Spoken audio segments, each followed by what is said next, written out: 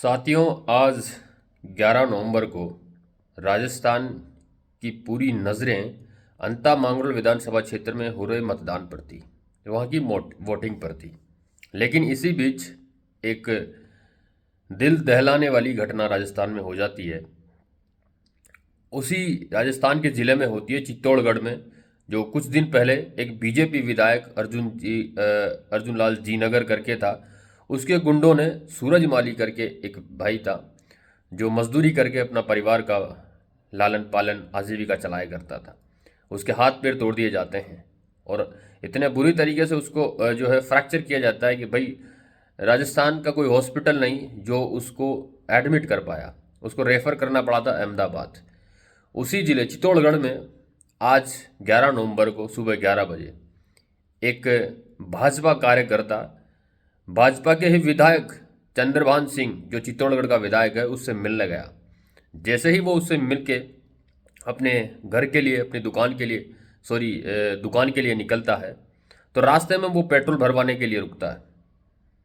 तो जब वो पेट्रोल भरवा रहा होता है तो दो व्यक्ति बाइक्स में सवार होकर के आते हैं और मुंह पर जो है मास्क करके आते हैं और हेलमेट पहन के आते हैं और सीधी जो है उस रमेश इनानी नाम के व्यक्ति को गोली मार देते हैं, उस भाजपा कार्यकर्ता को। ये हाल है राजस्थान की कानून व्यवस्था का कि मौत कहीं से भी कभी भी आ सकती है।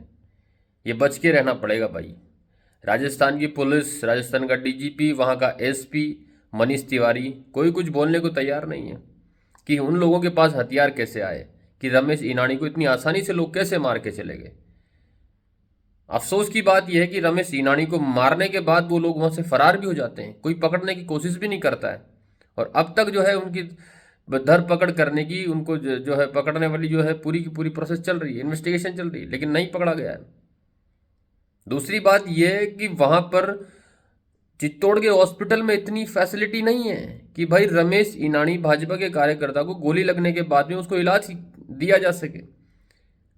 पीठ के पीछे जब गोली लगती है तो आर पार उसकी गोली निकल जाती है। लेकिन वहाँ देखिए, चित्तौड़गढ़ में हॉस्पिटल की इतनी बुरी स्थिति है, सरकारी हॉस्पिटल की, कोई प्राइवेट हॉस्पिटल भी नहीं है। वहाँ का विधायक भाजपा का चंद्रभान सिंह, कि वहाँ पर उसको एडमिट किया जाए, एडमिट होने के लिए उसको उदयपुर के हॉस्पिटल में जाना पड़ा। जब वहाँ पर भी सही इलाज नहीं मिला तो लास्ट में वो बंदा दम तोड़ देता, मर जाता है। तो सोचने की बात यह है कि राजस्थान की पुलिस कर क्या रही है, राजस्थान की जो खुफिया एजेंसी कर क्या रही है। इतनी आसानी से लोगों के पास में हथियार कैसे आ जा रहे हैं, कैसे पिस्टल आ जा रही है? इतना जो है लोगों के अंदर मारने का इतना दम कैसे आ जा रहा है, कैसे हिम्मत आ जा रही है लोगों में कि किसी को भी गोली से उड़ा देंगे।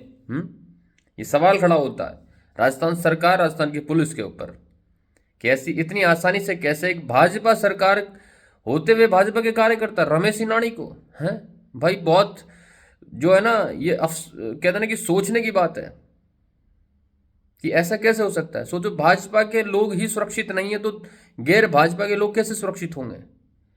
तो यह आम जनता की सोचने की बात है कि भाई अब पुलिस के भरोसे जो है ना जिंदगी जीना बड़ा मुश्किल है। वहाँ का जो एसपी है मनीष तिवारी, वो भाई इन्वेस्टिगेशन चल रहा है, सीसीटीवी फुटेज वगैरह देख रहे हैं। अरे भाई क्या चल क्या रहा है? जबरदस्ती तुम लोग बेचारे ट्रक ड्राइवरों को परेशान करते हो, नाकाबंदी कर देते हो, ट्रैक्टर ड्राइवर्स को परेशान करते हो, हैं आम आदमी को परेशान करते हो, गरीब आदमी को परेशान करते हो, हैं किसानों को परेशान करते हो, राहगीरों को, चलते राहगीरों को परेशान करते हो, हैं। ये गोली, ये हथियार, ये आ कैसे गए भाई? है सवाल तुम्हारी इस पर की कार्यशैली पर खड़ा होता है कि इतनी आसानी से कोई व्यक्ति कैसे कोई पिस्टल, राइफल, बंदूक कैसे रख सकता है? और फिर वो चले भी जाते हैं, उनको पकड़ा भी नहीं गया। इसमें कहीं ना कहीं लोगों की साजिश है उस व्यक्ति को मारने के पीछे। भले ही वो भाजपा का कार्यकर्ता था, लेकिन था तो इंसान ना, है कि ये ऐसा तो नहीं है कि भाई मौत कहीं से भी आ सकती है। बिल्कुल सही है, मौत को लाया गया है उसको यार, वो आर्टिफिशियल मौत है उसकी, ऐसे थोड़े ना हो जाता है? अकाल मृत्यु हो गई उसकी, तो अब उसका परिवार का कौन धनी धोरी है? लेकिन पूरा राजस्थान का मीडिया चुप है, कोई दिखाने को तैयार नहीं है कि भाजपा का विधायक है, भाजपा का शासन है, गोली मार के हत्या चल रही है। क्या गुंडा राज चल रहा है भाई? ये इसी को कहते गुंडा राज है? किसी को भी मार दोगे क्या? मन पर है जिसको मार दो। भाई ये कानून व्यवस्था इस तरीके से लॉ एंड ऑर्डर मेंटेन कर रहा है क्या एसपी मनीष तिवारी वहां का? हम्म। तुम्हारी पुलिस क्या कर रही है? ट्रक ड्राइवर से, बाइक सवार से, ट्रैक्टर ड्राइवर से, किसानों से, मजदूरों से, रेहड़ी पटरी पर जो काम करते हैं उन लोगों से उगाही करने का काम करते हैं। यही करते हो और क्या करते हो? शराब के ठेलों ठेके जो होते हैं वहां से उगाही करने का काम करते हो। आम जनता की जो सुरक्षा है उसको सुनिश्चित करने का काम नहीं कर रहे हो। कैसे एक व्यक्ति का मर्डर हो जाता है दिन दहाड़े भाई? हैं? कैसे भाई दिन दहाड़े कैसे किसी का ऐसे जो है भाई कौन मर्डर कर सकता है? हैं? लोग इस तरीके से अपराधियों के अंदर भाई डर ही नहीं है, खौफ ही नहीं है पुलिस का, तभी तो कर पा रहे हैं ना। हैं? इतनी कितनी गहरी साजिश, इतनी गहरी दुश्मनी भाई, कैसे किसी को मारने के अंदर को लेकर के अंदर जो इतनी ईर्ष्या द्वेष कैसे आ सकता है? बदले की भावना, इतना खतरनाक रिवेंज वाला जो है कोई भी रूप कैसे अख्तियार कर सकता है? इस पर राजस्थान पुलिस को भाई चुल्लू भर पानी में डूब मरना चाहिए।